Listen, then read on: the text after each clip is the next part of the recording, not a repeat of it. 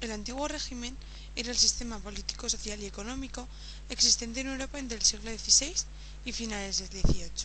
Se caracterizaba por tener una monarquía absoluta, una sociedad estamental y una economía de base rural con actividades artesanales y comerciales.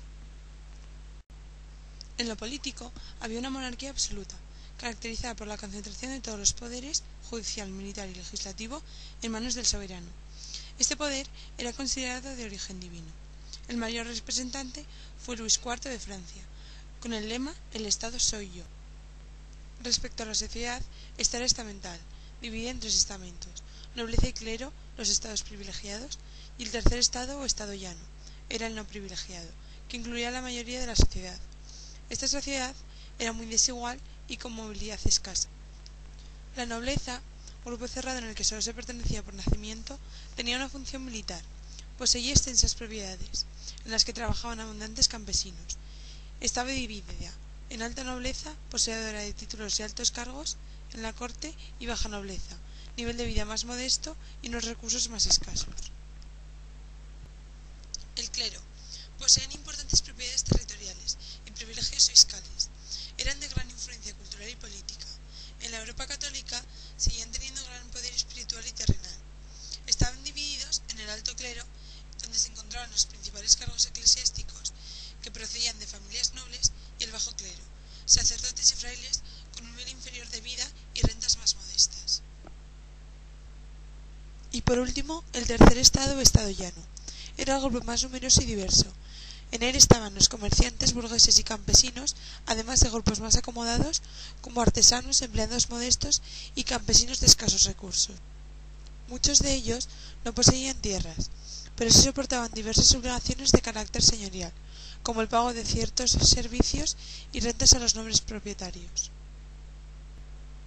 En el ámbito urbano, el desarrollo del comercio y las actividades financieras hizo crecer en número e influencia a la burguesía. Esta estaba dividida en pequeña burguesía, con profesionales liberales y pequeños comerciantes, y en gran burguesía, grupo que ejercía la principal actividad económica. La economía del antiguo régimen se caracterizaba por la importancia de las actividades agrarias y por el predominio del trabajo artesanal. O sea, era una economía tradicional y de base rural. Las actividades agrarias eran las más importantes, ya que era una sociedad que vivía en el campo.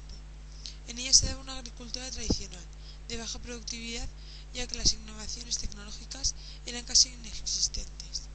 Era frecuente el uso del barbecho. La industria en el siglo XVIII seguía siendo artesanal, organizada en gremios, que ejercían un férreo control sobre los pequeños talleres. Estos controlaban los salarios, la cantidad de productos fabricados y los precios de venta de estos. Desde la segunda mitad del siglo empezaron a experimentarse algunas transformaciones importantes en la actividad industrial. El sistema fue entrando en crisis y se vio sustituido por otros modelos de producción.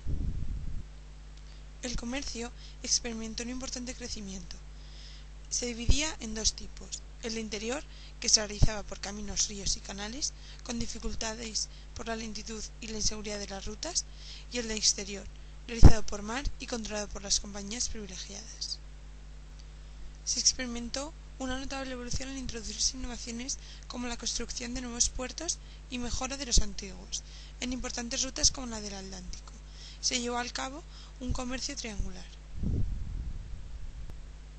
El comercio triangular estaba dominado por Gran Bretaña, que exportaba manufacturas como alcohol y armas, a África, que se intercambiaban por esclavos con destino a América. Ahí eran intercambiados por tabaco y trigo, vendidos en mercados europeos. Con esta organización comercial, los banqueros, mercaderes, traficantes de esclavos y empresarios obtuvieron grandes beneficios. Gran Bretaña logró una gran acumulación de capital. Con el crecimiento del comercio intercontinental se fue consolidando una economía mundo. Durante el siglo XVIII se formaron sociedades mercantiles que permitieron el desarrollo del denominado capitalismo comercial.